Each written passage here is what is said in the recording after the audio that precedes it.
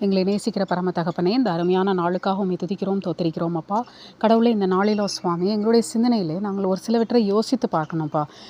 நாங்கள் எங்களுக்கு தெரிந்த எத்தனையோ நபர்கள், எங்களுடைய வாழ்க்கையில் கடந்து வரக்கூடிய எத்தனையோ நபர்களை பற்றி எங்களுக்கு தெரிந்தவர்கள்கிட்ட எவ்வளோ குறைகளை சொல்லி கொண்டிருக்கிறோமேப்பா.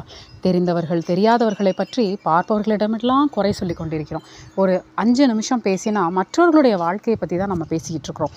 மற்றவர்களுடைய வாழ்க்கையை பற்றி நம்ம தீர்மானம் செஞ்சிட்ருக்கிறோம். அவர்களுடைய கணவர் இப்படி, மனைவி இப்படி, அவர்களுடைய பிள்ளைகள் இப்படி, அவர்களுடைய பெற்றோர் இப்படி, அவர்கள் இப்படி இருக்கிறார்கள், அவர்களுடைய குணம் இது, அவர்களுடைய எல்லா விதமான எண்ணங்களும் இப்படி இருக்கிறது, இப்படின்னு நம்ம பலவற்றை பற்றி குறை சொல்லிட்டு இருக்கோமே. நம்மளுடைய வாழ்க்கையில் நம்ம எப்படி இருக்கிறோம்?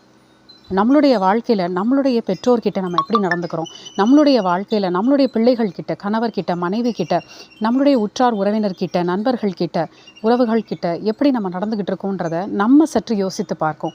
இந்த வாழ்க்கை நம்ம வாழ்கிறதுக்கு கடவுள் கொடுத்துருக்கிறார். மற்றவர்களுடைய வாழ்க்கையை தீர்மானிக்கிறதற்கோ, மற்றவர்களுடைய வாழ்க்கையை பற்றி நம்ம நியாயம் தீர்ப்பதற்கோ நம்மளுடைய வாழ்க்கை இல்லை. அதனால் இந்த வாழ்க்கையை கடவுள் நமக்கு கொடுத்துருக்கும் போது அந்த வாழ்க்கையை நம்ம இன்னும் ஆழமாக நம்ம யோசித்து நம்மளுடைய வாழ்க்கையை எப்படி சந்தோஷத்தோடும் சமாதானத்தோடும் கடவுளுடைய உதவியோடும் இன்னும் அதிகமாக கடவுளுடைய விசுவாசத்தோடும் நம்பிக்கையோடும் வாழ்க்கையை நடத்தணுங்கிறத நம்ம இன்னும் அதிகமாக தெரிஞ்சுக்கிட்டா நம்மளுடைய வாழ்க்கையில் இன்னும் அதிகமான சந்தோஷம் கிடைக்கும். அதே போல் தேவையற்ற அந்த நேரங்கள், தேவையற்ற அந்த எண்ணங்கள், தேவையற்ற அந்த சிந்தனைகளை நம்மளுடைய வாழ்க்கையில் கடையும் பொழுது நம்மளுடைய வாழ்க்கை இன்னும் அதிகமான நன்மைகளை பயக்கக்கூடிய ஒரு வாழ்க்கையாக இருக்கும். நல்ல எண்ணங்கள் கொண்ட வாழ்க்கையாக இருக்கும். முடிஞ்ச அளவுக்கு 4 பேரை பற்றி நல்ல விதமாக பேசக்கூடிய ஒரு எண்ணங்களை நம்மளுடைய வாழ்க்கையில் உருவாக்கிக்கிட்டோம். ஆமீன்.